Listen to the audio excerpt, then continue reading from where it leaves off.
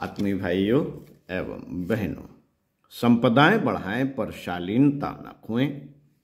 पंडित श्री राम शर्मा आचार्य। आइए उनके विचारों को सुनते हैं। कुछ स्वाध्याय, सत्संग, चिंतन, मनन करते हैं। मित्रों, अमेरिका आज संसार का सबसे धनी देश है। उसके पास अपार धन राशि है। धन के साथ साथ वहाँ शिक्षा, विज्ञान एवं सुख साधनों का प्रचुर मात्रा में अभिवर्धन हुआ है। उपार्जन की तरह उन लोगों ने उपभोग की कला भी सीखी है। इसलिए वहाँ के निवासी हमें धनाधिप देव पुरुषों की तरह साधन संपन्न और आकर्षक दिखाई पड़ते हैं। हर 3 में से एक के पीछे एक कार है। इसका अर्थ यह हुआ कि जिस परिवार में स्त्री, पुरुष और एक बच्चा होगा, वहां एक कार का औसत आ जाएगा। Television, refrigerator, heater, cooler, telephone तथा दूसरे सुविधाजनक घरेलू यंत्र प्रायः हर घर में पाए जाते हैं। विलासिता के इतने अधिक साधन मौजूद हैं जिनके लिए भारत जैसे गरीब देशों के नागरिक तो कल्पना और लालसा ही कर सकते हैं। विद्वान रेन एल्टन ने अपने देशवासियों की मनःस्थिति का विश्लेषण करते हुए कहा है, बेचैनी उनकी एक विशेषता बन गई है। शांति और संतोष की हल्की फुल्की जिंदगी जीने वाले बहुत थोड़े लोग मिलेंगे। अधिकांश को तो भारी तनाव और उद्वेग के बीच अपने दिन पूरे करने पड़ते हैं। यह उद्वेग निर्धन और अशिक्षित देशों की अपेक्षा धनी और शिक्षितों में अधिक है। इस ऊब से पिंड छुड़ाने के लिए लोगों को आत्महत्या ही सरल प्रतीत होती है और उस अपेक्षाकृत कम कष्टदायक दुस्साहस को कर बैठते हैं। धन और सुख साधनों की वृद्धि होने पर चैन से रह सकना संभव हो जाएगा, ऐसी कल्पना निर्धन लोगों को सच मालूम देती है, पर जिनके पास प्रचुर धन है वे अपने अनुभव से बताते हैं कि निर्धनों की कल्पना सही नहीं है। इसी प्रकार यह सोचना भी गलत है कि लोग गरीबी से विवश होकर अपराधों में प्रवृत्त होते हैं। सच तो यह है कि गरीब लोग संपन्नों की अपेक्षा कहीं कम अपराध करते हैं। मेंटल हेल्थ रिसर्च यूनिट द्वारा किए गए सर्वेक्षण की रिपोर्ट में सैकड़ों आंकड़ों सहित यह बताया गया है कि निर्धन और धनी देशों में अपराधों का क्या अनुपात रहा और किस प्रकार संपन्नता अपराधी प्रवृत्ति रोकने में तनिक भी सहायक सिद्ध नहीं हुई। पकड़े गए और दंडित किए गए अपराधियों में से अधिकांश ऐसे थे जिन्हें निर्धनता से बचने के लिए वैसा करने की कोई आवश्यकता नहीं थी। वे काफी खुशहाल थे और मजे में गुजर बसर करते थे। सन 1978 में इंग्लैंड में प्रकाशित एक पुस्तक डिप्रेशन एंड सुसाइड ने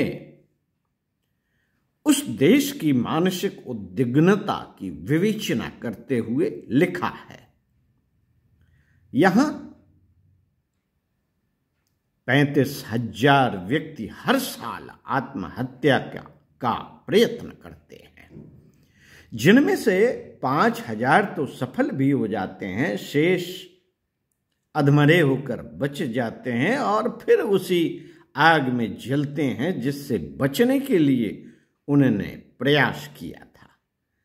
इंग्लैंड की आत्महत्या निरोधक संस्था ने अकेले लंदन शहर के जो आंकड़े प्रकाशित किए हैं उनसे प्रतीत होता है कि वहां कितना विक्षोभ और असंतुलन लोगों के मस्तिष्क पर सवार है और वे किस तरह आत्म प्रताड़ना का दुस्सह दुख सहते रहते हैं।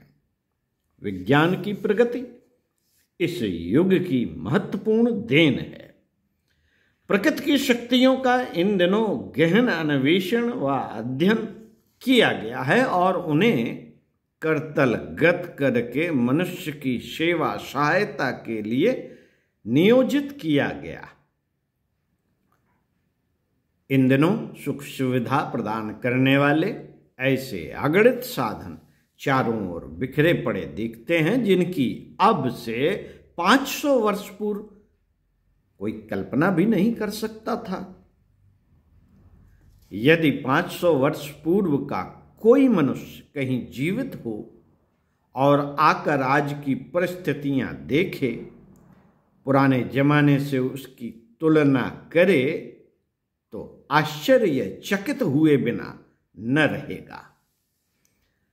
बिजली, रेल, मोटर, तार, रेडियो, टीवी, सुपर कंप्यूटर, जलयान, वायुयान, रॉकेट आदि की यांत्रिकी प्रगति देखकर उसे ऐसा लगेगा मानो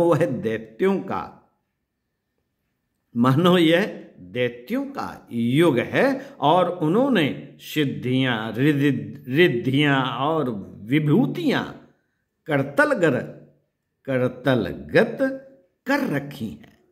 धन, वैभव, शिक्षा और कौशल की दिशा में विज्ञान की प्रगति ने महत्वपूर्ण योगदान दिया है। प्राचीन काल में सुविधा साधन निसंदेह अब की अपेक्षा बहुत कम थे, फिर भी लोग निरोग और दीर्घजीवी होते थे, हंसी खुशी के दिन गुजारते थे, मिलजुल कर रहते थे और चैन की सांस लेते थे। किंतु अब संपत्ति, शिक्षा और सुविधाओं का अत्यधिक बाहुल्य होने पर भी सर्वत्र मरघट जैसी नीरसता दिखती है। स्नेह सद्भाव की गहराई दिख नहीं पड़ती। उसके स्थान पर उथला आडंबरी छद्म शिष्टाचार भर रह गया है। हेलो, हाय, बाय, गुड बाय वगैरह वगैरह, ऐसे छद्म शिष्टाचार। आप कैसे हैं, आशीर्वाद दीजिए वगैरह वगैरह, ऐसे शब्द जिन्हें छद्म शिष्टाचार, आंतरिक खुशी नहीं मिलने में, आंतरिक शिष्टाचार नहीं, मान नहीं, सम्मान नहीं, बस छद्म शिष्टाचार भर रह गया है। भीतर से घोर निर्ममता और बाहर से मयूर स्वर का अभिनय अब एक मान्यता प्राप्त कला कौशल बन गया है। किसी को किसी पर विश्वास नहीं, कोई किसी के लिए अपने को जोखिम में डालने के लिए तैयार नहीं। आदमी अपनी मौत मर रहा है, आदमी अपनी मौत मर रहा है और अपनी जिंदगी जी रहा है। किसी को किसी के सहारे की आशा रही भी तो वह समय आने पर निराशाजनक ही रहती है। आदमी भीतर और बाहर से खोखला होता जा रहा है। सिर्फ चमक दमक के लिफाफे को देखकर रीझने और मन बहलाने का ओछा ओछा आधार हाथ रह गया है। अस्वस्थ शरीर और उद्विग्न मन लेकर लोग किसी तरह जिंदगी की लाश ढो रहे हैं। कुंठाओं से भरे दिन जब काटे नहीं कटते तो लोग नशा पीकर या अश्लील उत्तेजना का आश्रय लेकर गम दूर करते हैं। चैन, विश्वास और संतोष